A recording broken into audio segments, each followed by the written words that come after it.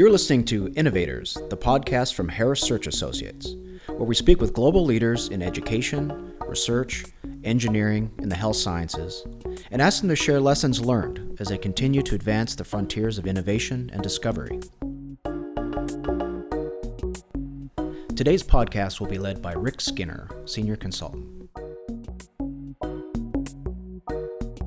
From its outset, the American experiment in governing sought to ensure that states, not the federal government, were preeminent in their respective authority over the things that touched the everyday lives of most of its citizens, things such as education, public safety, property rights, and taxes.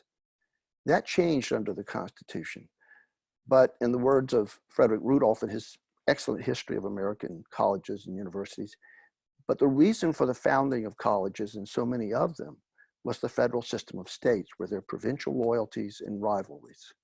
Save for the military academies and a few other special purpose institutions, the central federal government did not play a significant role in higher education in the United States until the mid-19th century. And it was not until after the Second World War that the role expanded to resemble what we now know as American higher education. Notwithstanding the several church-affiliated private institutions and independent universities receiving no direct funding from either a state or the federal government, most college students in America attend and earn academic degrees from state colleges and universities. And each, as we noted, usually and quite purposefully reflects the particular state in which it is located and by which each is funded. This is by way of introducing our special guest today and the questions we wish to pose to him on Innovators. He spent much of his academic career at the University of North Carolina, serving as Dean of Business and then Provost. He left UNC to accept appointment to be president of the University of New Hampshire in 2018, where he is now into his second year, and is from that experience of serving two state universities and leading the latter that we sought to distill the insights of Dr. James W. Dean. Jim is a first-generation college student at Catholic University in Washington, D.C. He earned his doctorate in organizational behavior from Carnegie Mellon. He joined the faculty of the Kenan Flagler Business School in 1997 at UNC Chapel Hill and became its dean in 2008. Despite its stature as one of the world's great public universities and almost all such ratings, UNC Chapel Hill's tuition and fees for in-state students are among the lowest in the United States. And we'll speak to the precise numbers in just a moment, but suffice it for now to note that his new employer's tuition and fees are usually the highest or almost the highest among public universities in the United States, year in and year out. Welcome, President Dean. Thank you very much. We checked and we learned that you had indeed passed the newcomer status of your time at the University of New Hampshire. We understand that you've taken up skiing and we trust that's going well, although there have been reports that you continue to be considered a public safety risk on the slopes to yourself, but also to others. So you certainly become a granite stater at this point. Well, thank you. I'm actually restricting myself to horizontal skiing, not vertical skiing. We're hoping to have a photo or a film of you riding your bike through 7 feet of snow soon. In an early interview you gave after accepting and moving your family and yourself to Durham, you expressed an understanding of the historical, economic, and cultural reality that folks in New Hampshire like government small, taxes low, and presidential primaries up close and personal. And you acknowledged that in-state students who choose to stay home to attend college pay what are among the highest tuition and fees in the country among public universities. To be specific, tuition and fees for 2019-2020 for a student in residence at the Durham campus, omitting room and board, books and supplies, transportation, and miscellaneous expenses, totals $18,879. I'll let that sink in for a moment. A North Carolina resident, by contrast, last year paid resident tuition and fees of $8,987 to attend the University of North Carolina at Chapel Hill. The student in Durham, New Hampshire pays 110% more than the student in Chapel Hill. As a practical matter, What are the implications of this contrast for students at UNH? Do they forego college? Do they take on or have their families take on considerable debt? Does it provide incentives for students to go elsewhere to attend university? But also, what are the implications for the Granite State itself? So that's a great question, and certainly a complicated one. In your introduction, you started talking about the history of the different kinds of universities, and I think that's where I'll start my answer as well. But one of the big differences between New England and the South in terms of the evolution of public universities is that public universities in New England grew up amidst a set of strong private universities that already existed. And that has been an important part of the nature of public university education in New England really from the beginning. In the South, on the other hand, there really weren't, well, there were very few. I don't want to say there weren't any.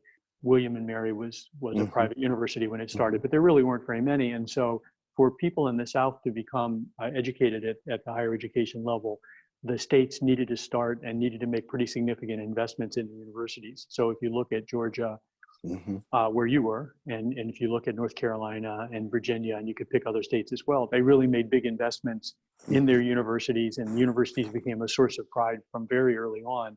And that meant that, to your point, that the tuition was ultimately much lower. Also, just from a cultural standpoint, you mentioned in your introduction about the culture in New Hampshire about small government. So what that means is that in New Hampshire, residents pay no income tax and they pay no sales tax. Whereas in North Carolina, there are both of those, both an income tax and a sales tax. And so what that means is that on a per capita basis, the state budget is simply a lot larger in North Carolina and states like that than it is in New Hampshire. Good point. So it's not as if only a tiny percentage of the state budget is going toward higher education, but it is true that the state budget is simply very small. And so the ethos of New Hampshire is more of one where, if you wanted to say it, it's sort of like a fee-based kind of thing where people pay their own way for things. And that's reflected in college tuition. It's reflected in K-12 education and so on. So what are the implications, though? The implication, sure, I mean, is that the students and their parents are paying more, and you follow higher education very closely, so you know that affordability and access are really important issues across the whole country. Like many universities, we have been able to assemble financial aid for our students, and so what you gave as a course, and I know you know this, the list price of the education. Exactly. We give scholarships and financial aid to lots of students, and so many of them pay less than that list price, as they do at most other universities as well. And then the other thing that I wanted to mention is that despite the fact that because of that tuition, some students amass a fair amount of debt, students who graduate from the University of New Hampshire are among the highest in the country in terms of being able to repay their debt, and the lowest in the country in terms of the default rate. Let's talk a little bit more about the implications for the Granite State. Is there, in fact, a problem with students either not attending college or leaving the state? Is there a fallout from the tuition and fees, notwithstanding the point you made about scholarships and aid? Yes, there is. So there was a pretty dramatic cut in state support for higher education here a few years ago. And if you look at the number of students who stayed in state, or at least who attended public universities in state, there was a pretty significant decline at that point. Now we've been crawling back, and in fact, the state government just approved the first increase in state support for higher education this year, the first in several years. Congratulations. Well, thanks for that. And I appreciate that. We certainly appreciate their support. And what that meant was that we are going to be able next year to freeze undergraduate tuition for state residents for the first time in a number of years. And so, I think it's a collaborative effort between the universities and the state government to try and turn that around. At the same time, we're of course looking for private support to help offset the cost of education. We have some wonderful programs here, Peter Paul Scholars, Hamill Scholars, Rutman Scholars. And so both from a financial aid standpoint and from a merit standpoint, we're able to really try and do everything we can to attract good students. But is it an uphill battle? Yeah, sometimes it's an uphill battle, as it is for many, if not most, state universities in the United States these days. I want to turn to a slightly different aspect of the work you and your colleagues there are doing. In an address you gave, you were quite clear in stating that UNH, and here's a quote, is well positioned to strengthen and even to redefine its role as a leading public research university. And a couple of things caught my eye. First, you see UNH as a leading public, and these are the key points, research university.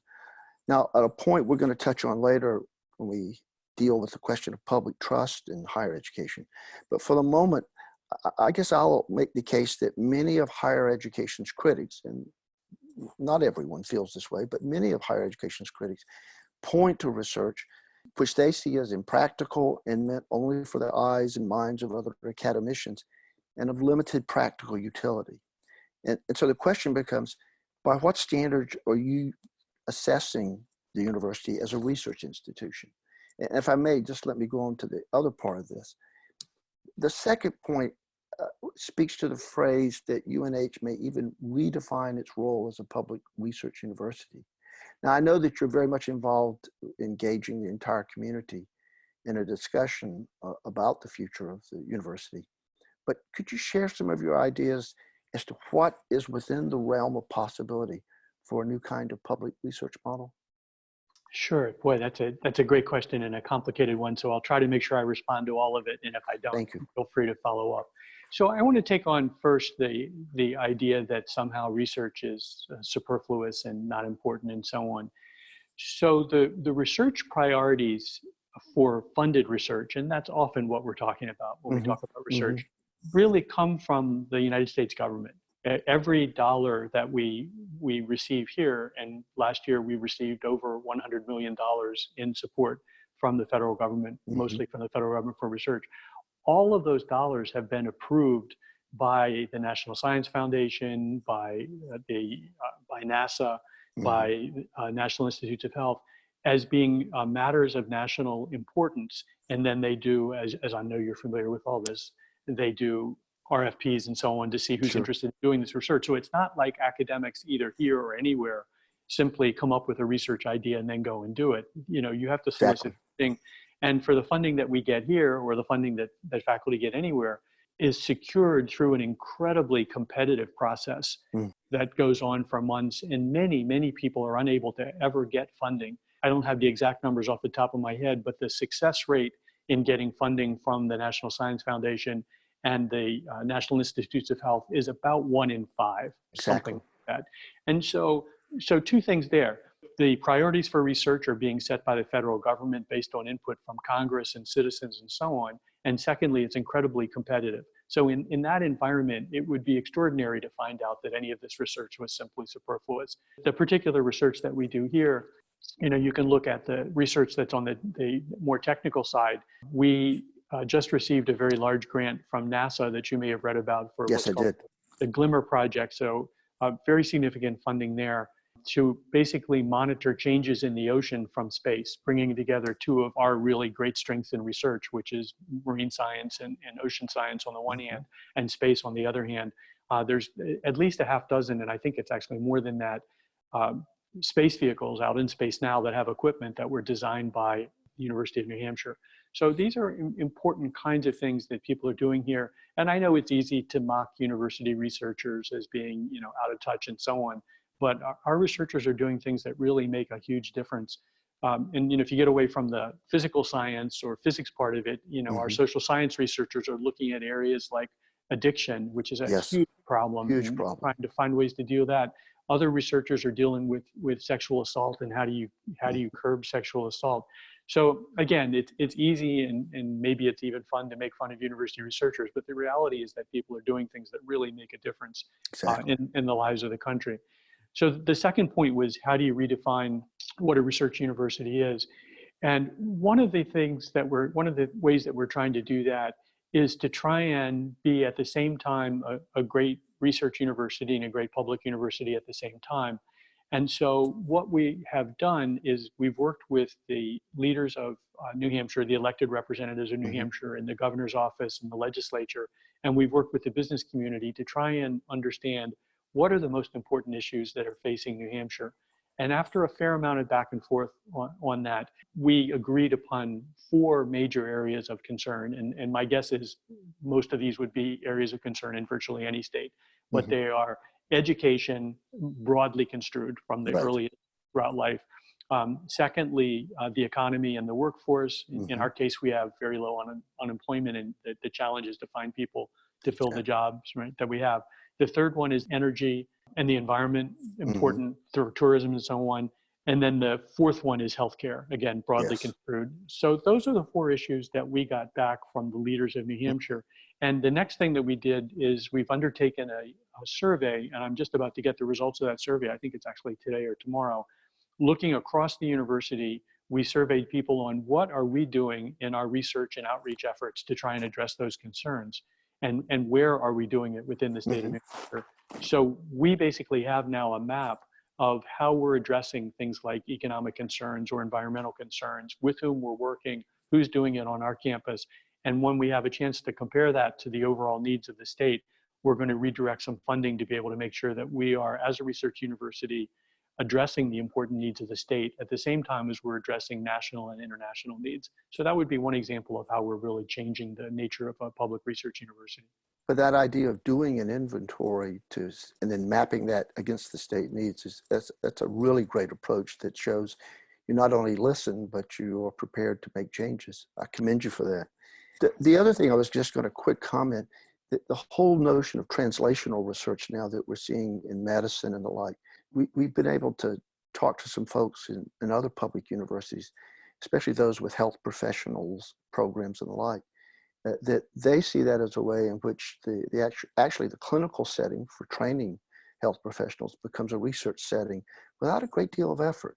It's a little complicated in terms of the ethics and so forth, but it sounds like you're doing something very similar. You're taking research that can be translated into actions if need be, or at least begin a process of considering action. So it strikes me that you're not allowing it to be a zero-sum game where it's either you do research or you don't do research. It's the kind of research you do and what's in the needs of the state, what a public institution probably should be doing anyway. Well, I hope so. And, I'll give credit to the people who have set up all these programs. I'll just give you one in particular that really speaks to what you just talked about. So there's a program that we have here in New Hampshire called the Lakes Lay Monitoring Project. And lay, the meaning of the term lay is that these are not academics. And so there are volunteers all over New Hampshire who go out on boats on a regular basis and monitor the water quality of the lakes. That data then gets entered into an overall database that allows researchers here as part of cooperative extension to track the health of the lakes. And as you know about New Hampshire, we have a lot of lakes. They're really important for tourism. And so if we find that, for example, there's been a particularly high amount of runoff from fertilizer in a particular area, we can work with the local government and try and address that. So it's really coming full circle between research and outreach and trying to make the state a better place. It's also a version of crowdsourcing, if you will, for research. And it's a great idea and a great example of how you can deploy resources. And I gather the individuals who are doing this on their own, not with any kind of incentives or anything. So it's a good case of crowdsourcing, I guess. No, that's right. I mean, I've only met a few of them, but for the most part, they're retired people who have boats and are living around these lakes, and they've got a vested interest in it. And they're basically contributing their labor and contributing the time and the use of their boats and so on. And I just like the whole thing. There's nothing I like about that. I can't help but think of the kinds of newspaper stories and news stories that could come out of that. That's a great example. New Hampshire is home to really a remarkable array of different kinds of colleges and universities, both public and private. Over the past decade, one institution, a public one, has garnered considerable national attention, and that's Southern New Hampshire University. Southern New Hampshire is home to approximately 3,000 resident students, but more than, and I checked the numbers again, 90,000, that's 90,000 students online. And its graduation and retention rates are significantly higher than for most other online universities. What lessons do you draw from the success of Southern New Hampshire that might be of value to your institution? Yeah, I mean, it's remarkable what they've accomplished at Southern New Hampshire. I think, one lesson is that there's a wide range of potential students in the United States. And I think it's probably fair to say that most educational institutions traditionally had not done a very good job of finding them and meeting their needs. I think the first wave of institutions to meet those needs were the Phoenixes and the Capellas Yes. and so on. And now you have, let's just say, more conventional universities getting into that game. You know, you think of Purdue, for example, has a very big effort in that Exactly. space. And institutions like Southern New Hampshire are kind of in between. I mean, Southern New Hampshire is a not-for-profit institution, but a very unconventional one who has reached out to non-traditional students. You know, on the one hand, by conventional standards, the success rates, I mean, the graduation rates, for example, are pretty far below what you'd expect from a university like ours. On the other hand, the student body that they're dealing with is a lot more complicated and part-time and working and so on. So I think that they're meeting a market need, you know, that's different from that the traditional universities are using. You know, one of the other differences, and you probably saw the article that was in either the Chronicle or Inside Higher Ed recently about the marketing expenses that it takes to find those students. So, I mean, you know, the marketing budget for Southern New Hampshire would be about a quarter of our entire university budget. Oh, so there's no way. I mean, so people would like to say, gee, why don't you compete with them? Well, I mean, you know, it's a orders of magnitude different. So, you know, I think they're doing well, serving a different kind of student than we are. And I think that, you know, needless to say, I mean, your podcast is called Innovators. You know, we're in a time of pretty significant change in higher education where people are looking to find different kinds of potential students and serve their needs differently. And so I salute them for what they're doing. I mentioned this earlier, and it's probably one of the more sensitive issues in higher education right now, because one of the most striking developments in recent years has been what appears to be a significant decline in confidence in the broader public in higher education. On the one hand, some people point out that almost all established American public institutions, church, government, whatever, have also suffered declines in confidence. Moreover, students and their families continue to pay the high cost of obtaining a college degree, suggesting that decline in confidence is not affecting what people actually do with respect to higher education, whether that be enrollment, giving, philanthropy, or at least vocal support of public officials. I'm going to ask you to step forward when you're in your 22nd year as president of the University of New Hampshire. But you, of course, started young, so you'll only be 40 then. I like where this is going. And we're going to ask you to look back from that vantage point on the impact of declining public confidence in higher education. What do you envision the effects to be? And moreover, what could be done now to change the trajectory of the trend in public confidence? Another great question. So I think you're right to say that the decline in confidence has sort of washed across all sectors. And, you know, I've thought about this from a slightly different vantage point, which is that all sectors have been called upon to be accountable in ways that they did not used to be accountable. So I know you do a lot of work in medicine, and medicine is sort of my favorite case study. You know, 20 years ago, you can correct my number of years, but let's say 20 years ago, a physician could simply say, when presented with the following set of symptoms, this is what I do, and my diagnosis and treatment is informed by my own practice over 5 or 50 years or whatever. And no one can do that now. And now, you know, clinical pathways have really taken over medicine. Exactly. People are held accountable for doing things based on evidence, and hospitals and individual practitioners are graded by morbidity and mortality rates and success rates and so on.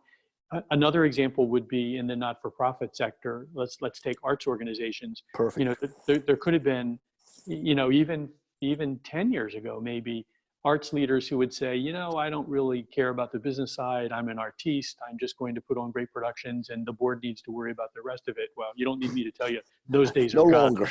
And so what's amazing to me is not that pressure has come to higher education, but that it took so long to get here. In fact, I think we might be last in terms of that wave of accountability.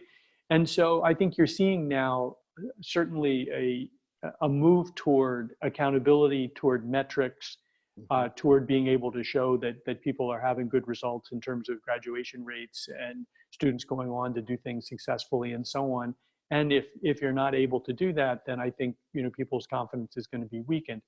Having said all that, I mean, and you've anticipated this response, if you think of the most expensive universities in the United States, and out of discretion, I will not name them, but if you think about the most expensive private universities in the United States, one of which was attended by my very own beloved daughter, people are lining up to go to those universities. Correct. Their selection ratios are really quite low, 1 in 20, that kind of thing, or even lower. So, I mean, people are saying they don't trust higher education, but honestly, the more people complain about higher education, the more likely they are to be killing themselves trying to get their son or daughter into a university that they consider is going to be best for them.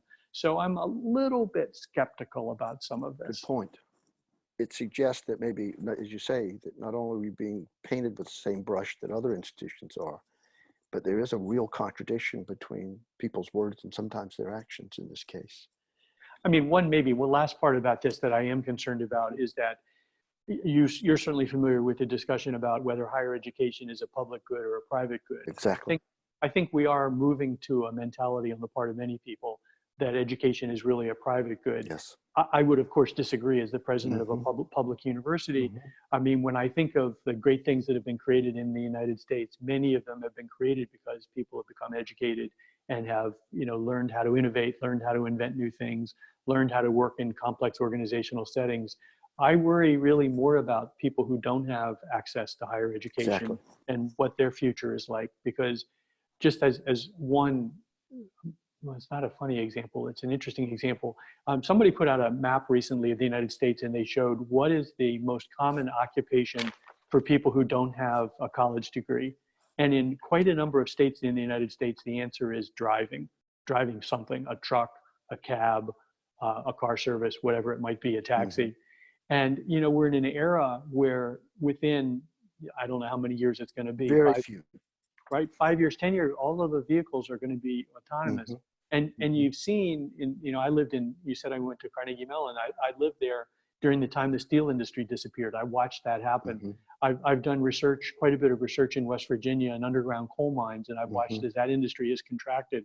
I've spent a lot of time in manufacturing in the Midwest, and I've watched the contraction of that in automobiles and the supply chain of automobiles. So systematically, what people have historically called good jobs, which is jobs with middle-class incomes without college education, have just increasingly disappeared. Exactly. And you'd like to think that somehow the magic of the market is going to recreate those jobs, but I see zero evidence for that. No evidence to date. No evidence at all to date. That's a telling point that I think I'm going to come back to in a moment. But I do want to ask a question that's really sort of in your sweet spot, your expertise in organizational behavior. Way back in 1974, March and Cohen described the American Research University as an organized anarchy, a wonderful phrase, in which authority over much of the operation is diffuse. Many of the persons within the organization need not pay attention to what's happening elsewhere within the enterprise, or even what the heads of the organization say and do. And a sizable portion of the workforce within the organization has acquired virtually complete job security and need not retire at any particular age. Now, I think that's another case of a bit of a caricature, but to the extent it continues to define some of the organization of a research university, what are the prospects for continuing as is into the future? Is that kind of organizational autonomy that universities have enjoyed, are there risks to that now? Well, that's not a yes or no question, is it? No. So first, on kind of a personal note, I want to mention that James March spent most of his career at Carnegie Mellon University. He had left before I got there, so I didn't have a chance to meet him, but I have read the vast majority of what he's written, and he was one of my intellectual heroes. Mine too. And in fact, your listeners might be interested so you picked up Organized Anarchy, which is a great phase. You probably know the other article that he's famous for, which is a garbage can model of organizational decision-making, which is great stuff as well. So I think that universities are changing. And I think the question is, are we changing the right things and keeping the right things? So, so you had in your question about guaranteed jobs for life. Well, one of the things that has happened, and I'm sure you know about this, is that the growth in academic positions in the United States is almost entirely in the non-tenured space. Exactly. So university Exactly. faculty have expanded quite a bit over the last 10 or 20 years, but the last chart that I saw indicated that there was literally no growth in None. tenured faculty, and all the growth was coming from so-called contingent faculty who are either full-time non-tenured faculty or simply adjuncts, the famous people who have a job here and a job there and so on. So that reality has changed quite a bit already. So on a proportional basis, the percentage of faculty who have tenure is quite a bit smaller than it was. About 30% now. Okay, so you had the exact figure. Is it really that small? I didn't realize. Very, very small now. Very small. So yeah, that's certainly changed. And also, the autonomy piece. I mean, we certainly operate under the philosophy of academic freedom, and that's really important to the successes of universities. Having said that, research is now quite a bit more interdependent than it was. I mean, big science is all done in interdisciplinary research teams. Yes. Which is sort of, you can choose whether you join it or not, but for most faculty who are doing big science, if they think that if their aspiration is to work by themselves in a lab, they probably chose the wrong career. They're in the wrong business. So that's certainly changed as well.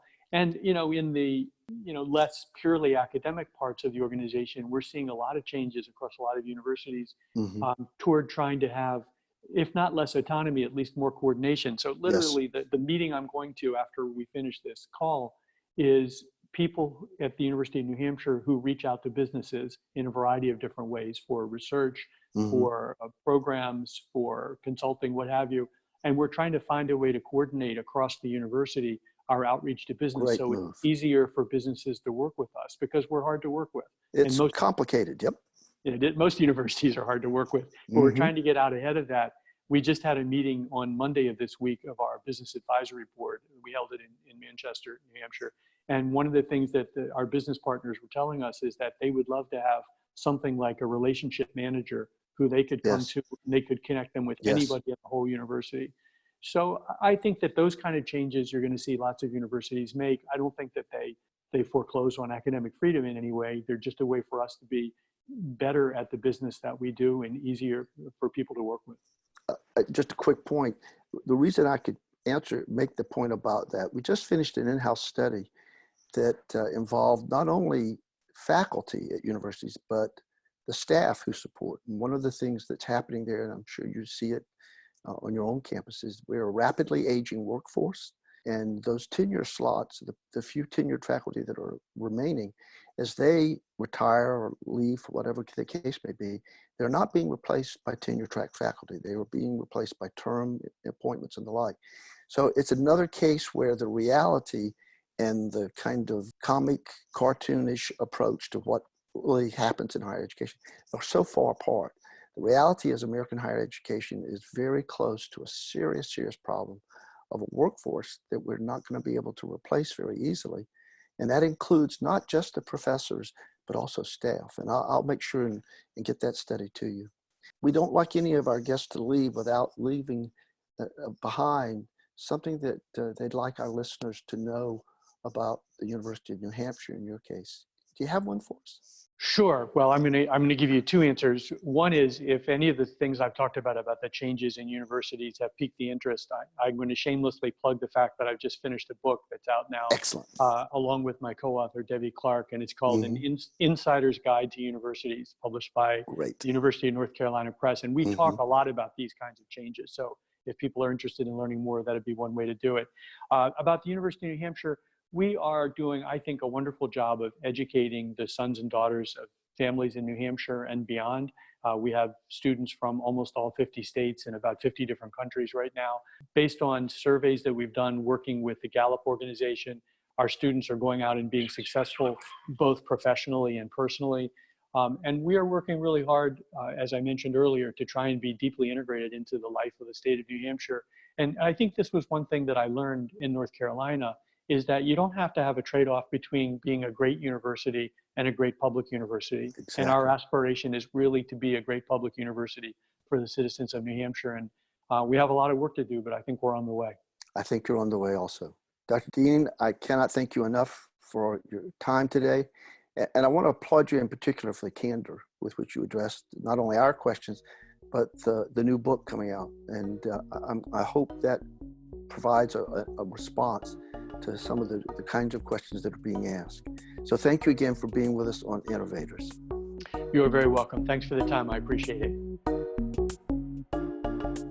Thank you for listening to Innovators, a production of Harris Search Associates.